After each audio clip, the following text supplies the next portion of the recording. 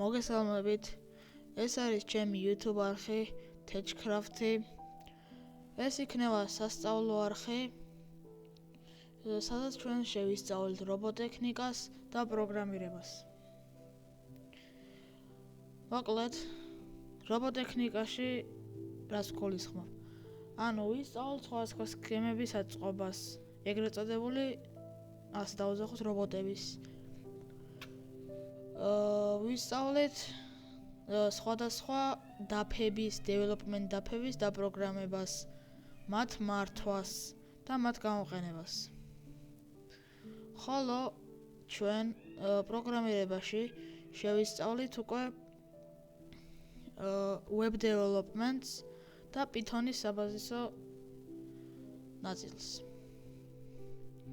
მოკლედ, დავიწყოთ რობოტექნიკით.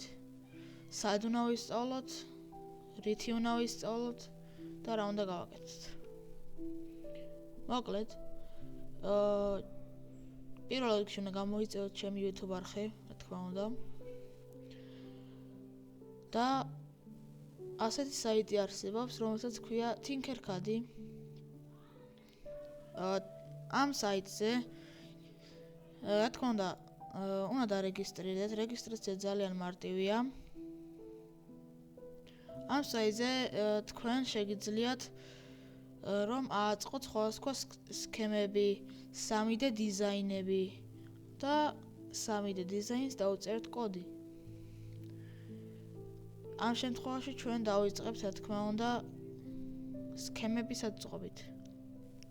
აი მაგალითად შევქმნათ ასეთი რამ. ვაწვევით creates და ვაწვევით circuits.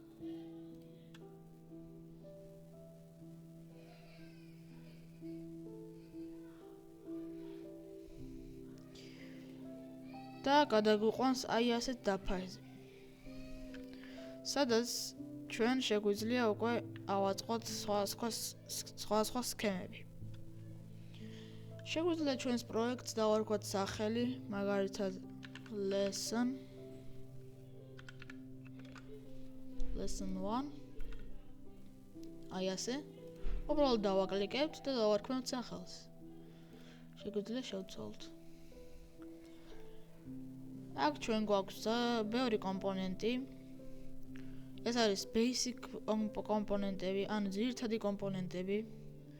ხოლო ჩვენ თუ აქ მოვნიშნავთ alls,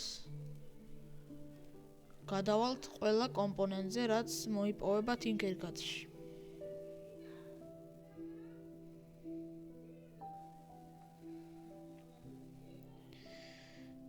ხოლო რაც შეეხება რეალობაში სქემის აწყობას. რეალობაში სქემის ასაწყობა დაგვჭირდება მსგავსი კომპონენტები, რომელიც უნდა შევიძინოთ ამ საიტიდან. არსებობს სხვა საიტები, მაგრამ მე გირჩევთ ამ საიტს და ძალიან ხარისხიანი კომპონენტებიც. მაგალითად, როგორიცაა Arduino-ს development დაფა, Arduino Uno. როგორიცაა ძრავის კონტროლერი, ჯოისტიკი, LCD მოდული, ეკრანის მოდული და სხვა ძალიან ბევრი რამ. მოკლედ, ახლა გადავიდეთ, მოდი, რას შევისწავლით პროგრამირებაზე. პროგრამირებისთვის ჩვენ დაგვჭირდება ასეთი აპლიკაცია, სახელად Visual Studio Code. Visual Studio Code-ში შეგვიძლია უბრალოდ გავხსნათ ფაილები და დავიწყოთ კოდის წერა, მაგრამ ჩვენთვის ძალიან მნიშვნელოვანია, რომელ ფაილს შევქმნით. აქ არის რამდენიმე სექცია. პირველი არის ფაილის შექმნის, ხოლო შემდეგი არის ფოლდერის შექმნის. ჩვენ აქ, მაგალითად, გადავიდეთ ფაილებში. ჩვენ ვქმნით ასე ფოლდერს, მაგალითად new და folder. ასე. მაგრამ ჩვენ Visual Studio Code-ში მარტივად შეგვიძლია შევქმნათ ფაილი ან ფოლდერი. შეგვიძლია შევქმნათ მაგალითად hello. ხოლო ამაში მარჯვენა ღელაკის დახმარებით new file და შევქმნი მაგალითად დავარქვათ first lesson. დავარქვათ first lesson. მაგრამ ეს შეიქმნა როგორც დოკუმენტაციის ფაილი. აი განახებთ.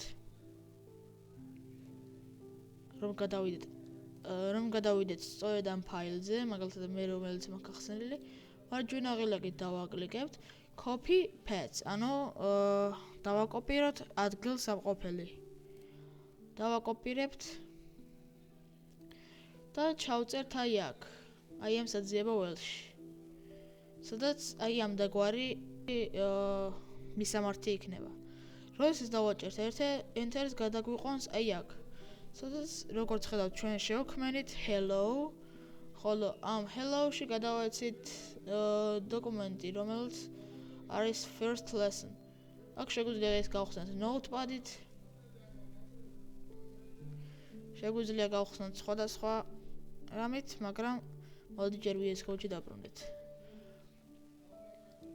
აქ შეგვიძლია მივუთითოთ სხვადასხვა first lesson წერტილი py, ანუ Python-ის კოდი გვინდა რომ დავწეროთ. HTML, გვინდა რომ დავწეროთ CSS, გვინდა რომ დავწეროთ JavaScript და ძალიან ბევრი სხვა ენა. მოკლედ დღეისთვის სულ ეს იყო. შეგხვდებით შემდეგ ვიდეოში. დროებით.